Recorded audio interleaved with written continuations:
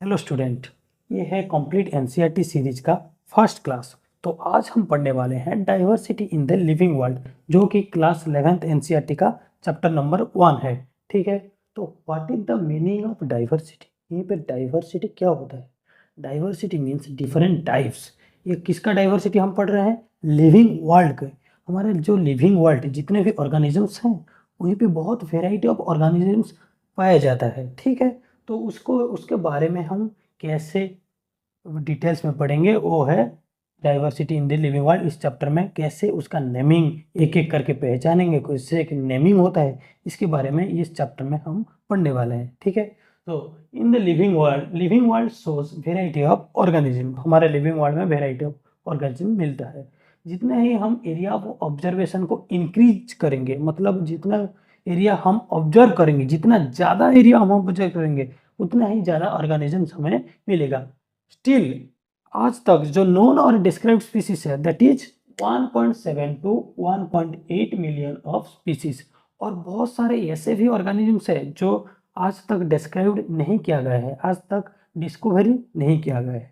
ठीक है, तो ये सारे organisms different type of organisms है। तो इस ऑर्गेनिजम्स का नेमिंग बहुत सारे लोकल एरिया में सबका नेमिंग अलग अलग होता है, डिफरेंट कंट्री में, डिफरेंट स्टेट में नेमिंग अलग अलग होता है। ठीक है, तो इससे ओवरकम करते हुए एक स्टैंडर्डाइज नेमिंग का ज़रूरत है, क्योंकि साइंटिफिक लैंग्वेज में, साइंस में जो एक नेम होगा तो बहुत आसान हो जाएगा, इसलिए स्टैंडर्डाइज नेमिंग किया गया है।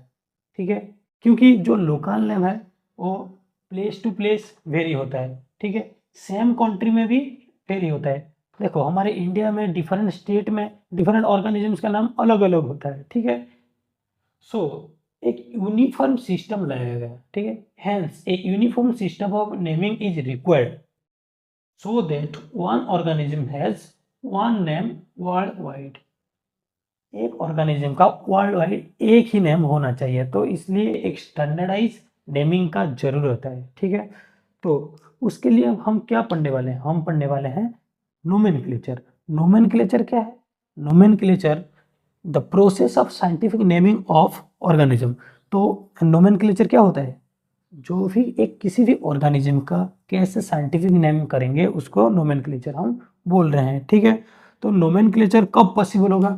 जो भी ऑर्गेनिज्म करेक्टली डिस्क्राइब होगा, ठीक है, और प्रॉपरली आइडेंटिफाइड। अगर एक ऑर्गेनिज्म को हम प्रॉपरली आइडेंटिफाइड किए हैं कि ये एक ऑर्गेनिज्म है, और करेक्टली डिस्क्राइब किए हैं कि इसका कैरेक्टर्स क्या है, इसका हैबिटेट क्या है, ये डिटेल्स कैरेक्टर्स हम ऑब्जर्व किए हैं, तो हम उसका नेमिंग इजीली कर सकते हैं। ठीक है, तो इसके लिए एक इंटरनेशनल रूल लाया गया है। ठीक है, एक इंटरनेशनल रूल लाया गया है, उसके बारे में बताता है ICVN और ICZN। तो ये एक इंटरनेशनल कोड है जो कि कैसे नेमिंग करते हैं प्लांट्स और एनिमल्स का, इसके बारे में बताता है। तो ये बहुत इंपॉर्टेंट है, इसको याद रखना। ICVN means international code for botanical nomenclature, that is for only for plants, and ICZN, that is international code for zoological nomenclature, that is for animals। तो ये दोनों कोड ये क्या करते हैं, कैसे एनिमल्स, प्लांट्स और एनिमल्स का नोमेनक्लेचर करते हैं, उसका रूल्स हमें इस कोड में मिलता है। ठीक है, तो ये सारे याद कर लेना। तो नेक्स्ट है बाइनोमियल नोमेनक्लेचर। तो नोमेनक्लेचर तो हमें पता है, टू गिविंग साइंटिफिक नेम। तो binomial, what is binomial?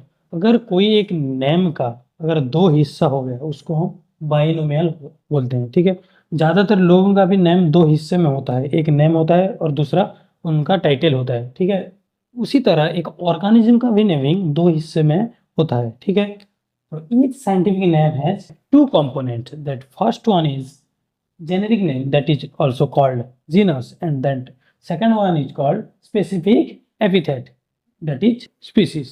so this system is called binomial nomenclature। इस सिस्टम को हम क्या बोल रहे हैं? binomial nomenclature, that is given by Carolus Linnaeus। ये बाइनोमियल नोमेनक्लेचर के बारे में पहले कौन बताया था? Carolus Linnaeus. So binomial nomenclature को पढ़ने कैसे लिखते हैं, कैसे उसका डिटेल्स कैसे लिखते हैं उसके बारे में कुछ रूल्स है, जो उस रूल्स को हम पढ़ने के बाद हमें पता चलेगा कि कैसे एक साइंटिफिक नेमिंग को लिखा जाता है। ठीक है, for example Mangifera indica, it is the scientific name of mango. तो इसका रूल्स देखते हैं। मैंजीफेरा इंडिका, सबसे पहले first rule that is written in Latin. इसका जो लैंग्वेज है ये लैटिन, उसका लैंग्वेज है लैटिन। ठीक है, सो ये लैटिनाइज्ड इन ओरिजिन, इसका ओरिजिन भी लैटिनाइज्ड है। ठीक है, तो इटैलिसाइज्ड व्हेन प्रिंटेड, जब हम प्रिंट कर रहे हैं उसको तो ये इटैलिसाइज्ड लिखते हैं, लाइक मैंजीफेरा इंडिका। और जब हम हैंडराइटिंग में लिख रहे हैं तो हम क्या कर रहे हैं, दो सेपरेट अंडरलाइन कर रहे हैं। अंडरलाइन सेपरेटली, एक अंडरलाइन नहीं है, underline separately while hand written. ठीक है, नेक्स्ट रूल देखो, ये दो हिस्से में जो बटा है, तो first one is genus and second one is specific epithet और स्पीसीज। तो फर्स्ट वन जो मेंजीफेरा यहीं पे लिखा है, तो first word represent genus and the first letter of the first word start with capital letter. यहीं पे एम जो दिख रहे हो, एम ये कैपिटल लेटर। ठीक है, उसी तरह second word that is represent specific epithet, ये क्या रिप्रेजेंट कर रहा है, स्पेसिफिक एपिथेट। और इसका फर्स्ट लेटर कहाँ से स्टार्ट हो रहा है, स्मॉल लेटर से। ठीक है, तो ये सारे ये 3 इंपॉर्टेंट रूल्स है बाइनोमियल नोमेनक्लेचर को पढ़ने के लिए। ठीक है, कैसे एक साइंटिफिक नेम लिखेंगे उसका एक बेसिक, ये 3 बेसिक रूल्स है। इसके अलावा अलावा और एक हमें याद रखना है, that is called author citation. देखो, हम नॉर्मली जो बुक में नोटबुक में लिख रहे हैं तो ये मेंजीफेरा इंडिका ऐसे नॉर्मली बाइनोमियल नोमेनक्लेचर लिख लें, और कुछ जर्नल्स में, कुछ रिसर्च पब्लिकेशन, ऐसे कुछ और स्टैंडर्डाइज बुक में जब लिखते हैं तो उसी टाइम जो पहले जो स्पीसीज को डिस्क्राइब किए हैं, जो ऑथर हो गए या साइंटिस्ट हो गए, पहले जो स्पीसीज को डिस्क्राइब किए हैं उनको, उनका नाम भी रिप्रेजेंट किया जाता है। लाइक मेंजीफेरा इंडिका लिन, यहीं पे जो साइंटिस्ट उनका नाम है कैरोलस लिनियस। मैं पहले मेंजीफेरा इंडिका के बारे में बताया था, तो उनका नेम भी शॉर्ट फॉर्म में लिखा जाता है। ठीक है, तो name of the author appears after scientific name, scientific name के बाद ऑथर का नेम लिखा जाता है। कैसे लिखा जाता है, शॉर्ट फॉर्म में, that is called abbreviated form. तो साइंटिस्ट का नाम या जो ऑथर का नाम लिखा जाता है that is in short form. ठीक है, तो इन लिन का मतलब क्या है, this was first described bye Carolus Linnaeus. ये हमारा हो गया details rules of binomial nomenclature. Next है क्लासिफिकेशन। देखो, एक एक हमारे वर्ल्ड में आइडेंटिफाइड स्पीसीज कितना है, 1.7 टू 1.8 मिलियंस ऑफ स्पीसीज। सो ये इस सारे एक एक करके स्टडी करना बहुत मुश्किल है। ठीक है, तो इसलिए एक नया हम क्या पढ़ रहे हैं, क्लासिफिकेशन। इसलिए क्या पढ़ रहे हैं हम, क्लासिफिकेशन। क्लासिफिकेशन कैसे ये सारे ऑर्गेनिजम्स को डिफरेंट ग्रुप में कैटेगराइज करेंगे उसको बारे में क्लासिफिकेशन बता रहे हैं। ठीक है, grouping of organisms into convenient categories, तो उसके हिसाब से कैसे कैटेगराइज करेंगे उसको क्या बोल, उसके बारे में क्लासिफिकेशन हमें बताता है। जैसे कि classification for example, broad group, broad group में प्लांट्स एनिमल, हम क्या बोल रहे हैं, ये प्लांट्स है। डॉग, डॉग को हम क्या बोल रहे हैं, हम डॉग एनिमल्स है।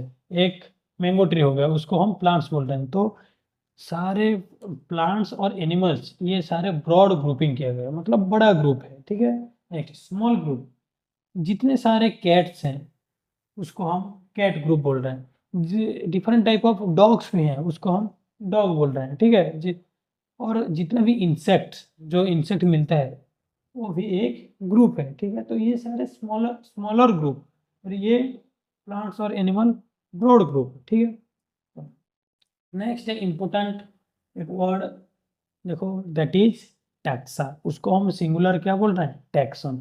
ये कॉन्सेप्ट अच्छे से समझ लेना, ठीक है।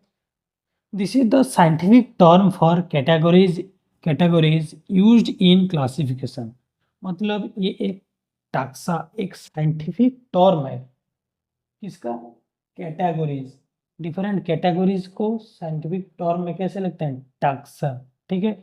ये ब्रॉड ग्रुप में भी हो सकता है और स्मॉल ग्रुप में भी हो सकता है, इसके बारे में हम बाद में भी फिर से पढ़ेंगे, ठीक है। Exist in different hierarchical level. Hierarchical level means जो ब्रॉड ग्रुप में भी हो सकता है और स्मॉलर स्मॉलर ग्रुप में भी हो सकता है। देखो, पहले प्लांट टैक्सा, हम क्या बोल रहे हैं, प्लांट टैक्सा बोल रहे हैं। फिर व्हीट टैक्सा, जो गेहूं, उसको भी हम टैक्सा बोल रहे हैं। मतलब ये एक कैटेगरीज हो गए। हम ब्रॉड लेवल में प्लांट को टैक्सा बोल रहे हैं, स्मॉलर लेवल में व्हीट को टैक्सा बोल रहे हैं। देखो यहीं पे अच्छे से एग्जाम्पल देखो, पहले हम animal taxa, mammals taxa, dogs taxa, ये ब्रॉड ग्रुप कौन है, एनिमल, उसके नीचे मामल्स, उसके नीचे डॉग्स। तो जब हम ब्रॉड ग्रुप से स्मॉल ग्रुप तक आ रहे हैं, तो ये उसका डिफरेंट कैरेक्टर्स, जो इसका कैरेक्टर सारे क्या हो रहे हैं, इसके कैरेक्टर्स बढ़ रहे हैं, ठीक है।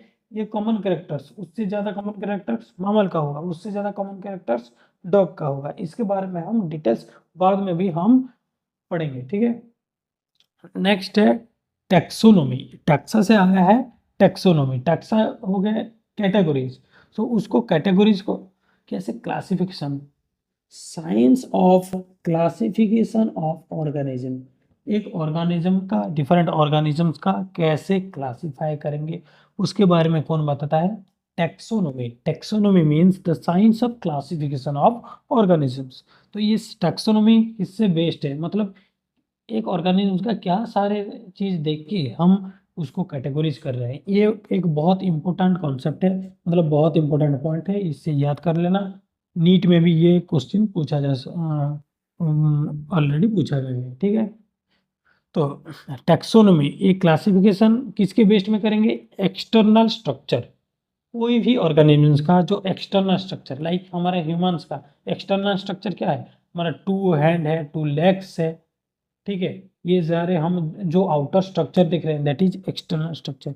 इंटरनल स्ट्रक्चर, बॉडी के अंदर जो भी स्ट्रक्चर है उसको हम इंटरनल स्ट्रक्चर। उसके बाद हो गया सेलुलर लेवल में, सेल का भी स्ट्रक्चर।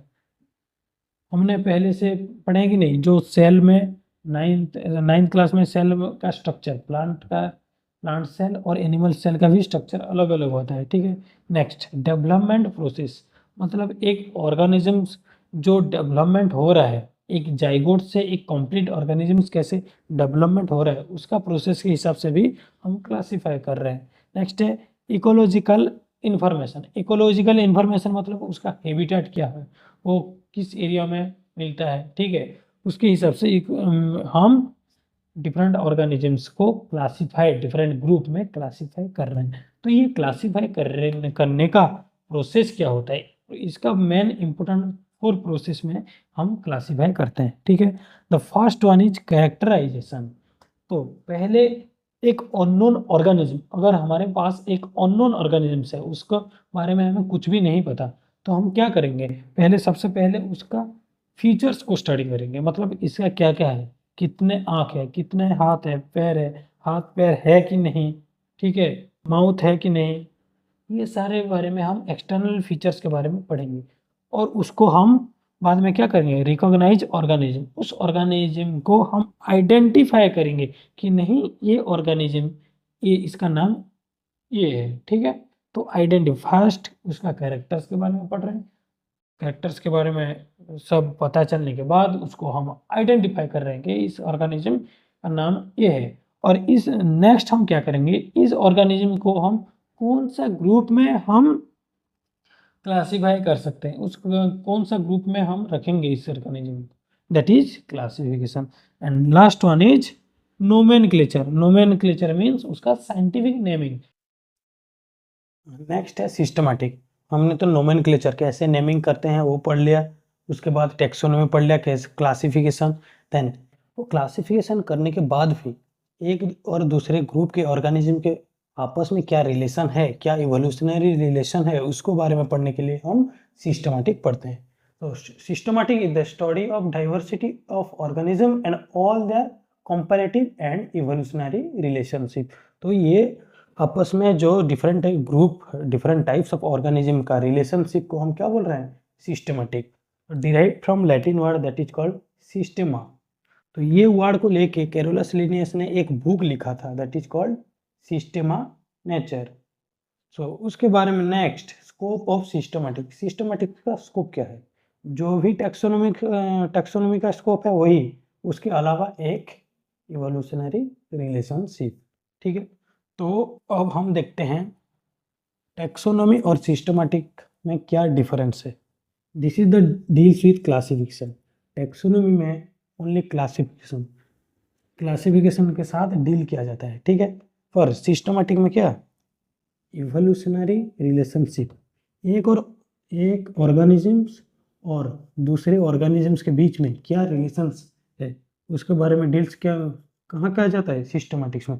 पर टैक्सोनॉमी का इसका सारे क्लासिफिकेशन इस ग्रुप का है कि पूरा डिटेल्स क्लासिफिकेशन। ठीक है, बेस्ड ऑन कैरेक्टर्स, हम कैरेक्टर के आधार पे टैक्सोनॉमी देखते हैं। पर systematic based on evolution and classification both. This is based on both evolution and classification. तो टैक्सोनॉमी सिर्फ एक ऑर्गेनिजम्स का, किसी भी ग्रुप का classification that is narrow scope, इसका स्कोप नैरो। और ये बहुत सारे ऑर्गेनिज्म, बहुत सारे ग्रुप का इंटर रिलेशनशिप है दैट इज ब्रॉड स्कोप, इसका स्कोप ब्रॉड है। ठीक है, तो आज के क्लास में इतना ही। तो समरी हम क्या क्या पढ़े हैं फिर एक बार रिवाइज कर लेते हैं। सबसे पहले हमने क्या पढ़ा, nomenclature, then binomial nomenclature, then उस नोमेनक्लेचर में आईसीजेडएन और आईसीवीएन के बारे में भी पढ़ा। उसके बाद टैक्सोनॉमी एंड सिस्टमैटिक्स। ठीक है, तो लास्ट में आज का क्वेश्चन है, which of the following is against the rule of binomial nomenclature। Binomial nomenclature का रूल, जो रूल है उसका अगेंस्ट में कौन है, handwritten names should be underlined, every species should have generic name and specific epithet, scientific name are Latin in origin, first letter of generic name should be start with small letter। इसका answer आप comment करके बताइएगा। ठीक है।